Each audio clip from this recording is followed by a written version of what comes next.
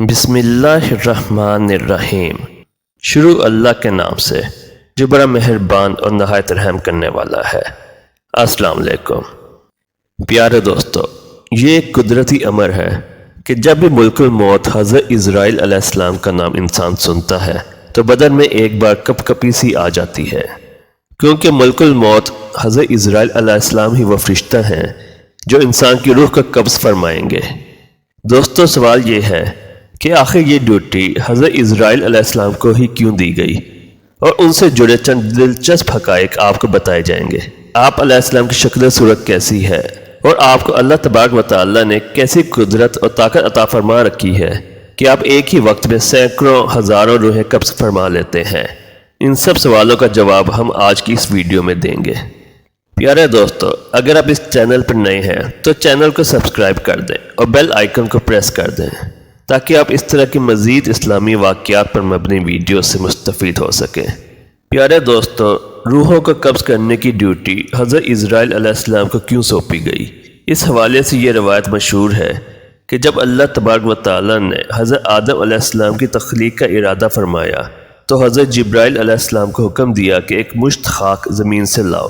بحکم الہی جبرائیل علیہ السلام آسمان کی بلندی سے فوراً زمین پر آئے کہ اب جہاں خانہ کعبہ ہے چاہا کہ ایک مشت خاک لیں، تو اس پہ زمین نے قسم دی کہ اے جبرائیل، خدا کے لیے مجھ سے خاک مت لے کہ اس سے خلیفہ پیدا ہوگا اور اس کی اولاد بہت ہی گناہ گار اور موجب عذاب ہوگی۔ میں عذاب خدا کی طاقت اور تحمل نہیں رکھتی ہوں۔ اس بات کو سن کر حضرت جبرائیل علیہ السلام خاک لینے سے باز آئے اور زمین سے مٹی نہ لی۔ غرض حضرت جبرائیل علیہ السلام مٹی لیے بغیر لوٹ گئے اور حضرت اسرافیل اور حضرت میکائیل سے بھی یہ کام انجام نہ ہوا۔ تب حضرت اسرائیل علیہ السلام کو بھیجا گیا۔ انہیں بھی زمین نے منع کیا، لیکن انہوں نے نہ مانا اور کہا کہ تو جس کی قسم دیتی ہے میں اس کے حکم سے آیا ہوں، میں اس کی نافرمانی نہیں کروں گا، تجھ کو لے کر ہی جاؤں گا۔ پس حضرت اسرائیل علیہ السلام ایک مٹھی خاک لے کر عالم بالا پر چلے گئے اور اللہ تبارک و تعالیٰ کے حضور پیش کی۔ تب اللہ تبارک و تعالیٰ نے فرمایا، اے اسرائیل، میں اس خاک سے زمین پر ایک خلیفہ پیدا کروں گا اور اس کی جان قبض کرنے کے لیے تجھی کو مقرر کروں گا۔ پیارے دوستو، حضرت اسرائیل علیہ السلام دکھنے میں کیسے ہیں؟ اس بارے میں کئی روایات میں حضرت اسرائیل علیہ السلام کا انسانی شکل کے اندر انبیاء کرام سے ملاقات کا ذکر موجود ہے۔ حضرت عبداللہ بن عباس رضی اللہ تعالیٰ عنہ فرماتے ہیں، جب اللہ تبارک و تعالیٰ نے حضرت ابراہیم علیہ السلام کو اپنا خلیل بنا لیا تو حضرت اسرائیل علیہ السلام نے اللہ تعالیٰ کی بارگاہ میں اس بات کی اجازت طلب کی کہ وہ حضرت ابراہیم علیہ السلام کو اس کی خوشخبری دیں گے۔ اللہ تعالیٰ نے حضرت اسرائیل علیہ السلام کو اجازت دے دی۔ جب حضرت اسرائیل علیہ السلام حضرت ابراہیم علیہ السلام کے پاس حاضر ہوئے تو انہوں نے فرمایا، اے ملک الموت، مجھے دکھاؤ کہ تم کافروں کی روحیں کس طرح قبض کرتے ہو۔ حضرت اسرائیل علیہ السلام نے عرض کی، اے ابراہیم، آپ اس وقت کی میری حالت کو دیکھ نہیں سکیں گے۔ حضرت ابراہیم علیہ السلام نے فرمایا، میں دیکھ سکنے کی طاقت رکھتا ہوں۔ حضرت اسرائیل علیہ السلام نے عرض کی، آپ اپنا رخ پھیر لیجئے۔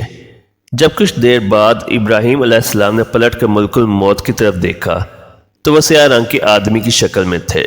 ان کا سر آسمان تک پہنچ رہا تھا، ان کے منہ سے آگ کے شعلے نکل رہے تھے اور ان کے جسم کا ہر بال ایک ایسے انسان کی صورت میں تھا کہ جس کے منہ اور کانوں سے آگ کے شعلے نکل رہے تھے۔ حضرت اسرائیل علیہ السلام کی یہ حالت دیکھ کر حضرت ابراہیم علیہ السلام پر غشی طاری ہو گئی۔ کچھ دیر بعد افاقہ ہوا اور اس عرصے میں ملک الموت اپنی پہلی صورت میں آ چکے تھے۔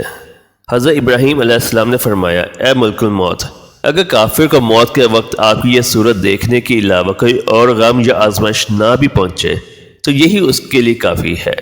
اب مجھے دکھاؤ کہ تم مومن کی روح کس طرح قبض کرتے ہو۔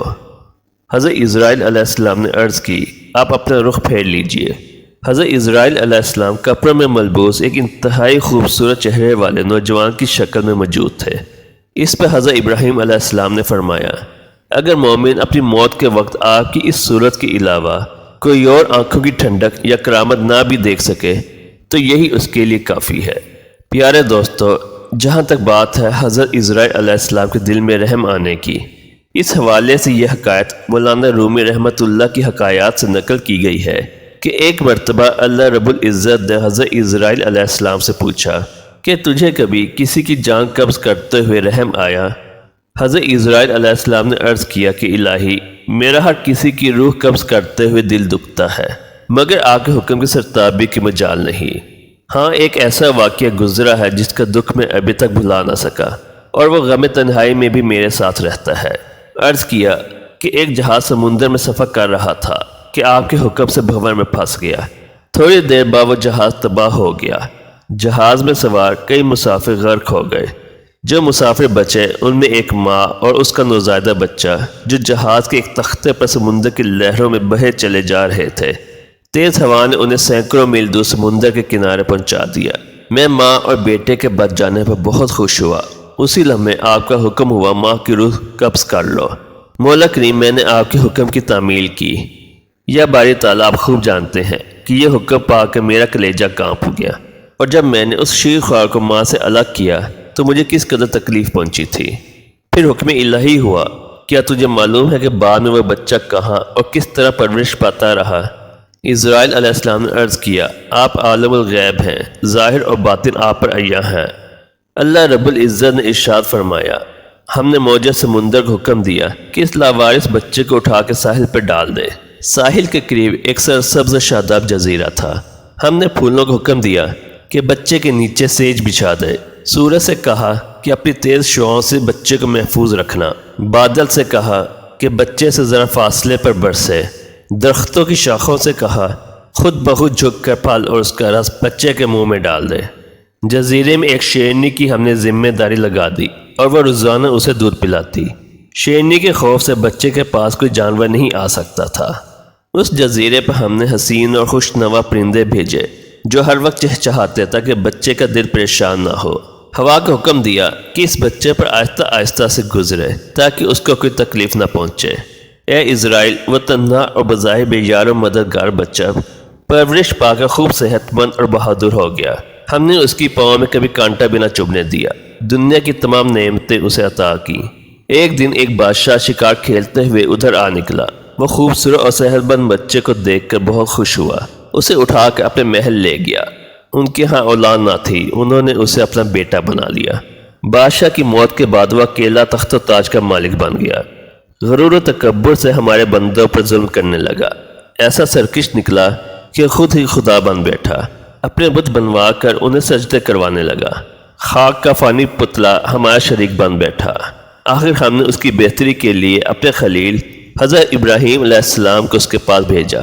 اس ظالم نے ہمارے پیارے کو بھی آگ میں پھینک دیا۔ اے اسرائیل، اس بچے نے میرا کیا شکریہ ادا کیا۔ وہ بچہ نمرود بن کر اس وقت ایک بڑے ملک کا بادشاہ ہے۔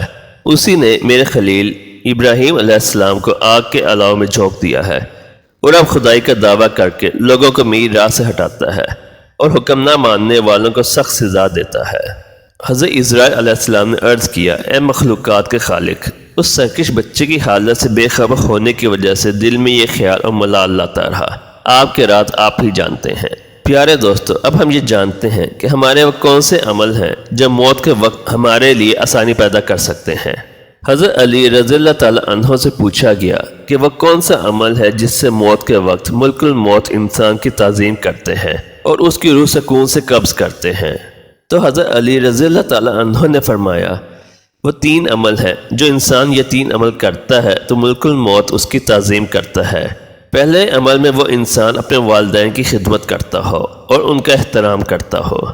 دوسرا عمل کہ وہ انسان اپنی زندگی میں اللہ کی مخلوقات کو تکلیف نہ دیتا ہو، اپنی زبان اور اپنے ہاتھ سے اللہ کی مخلوق کا خیال رکھتا ہو۔ اور تیسرا عمل کہ وہ انسان اپنی زندگی میں اہل بیت سے محبت کرتا ہو۔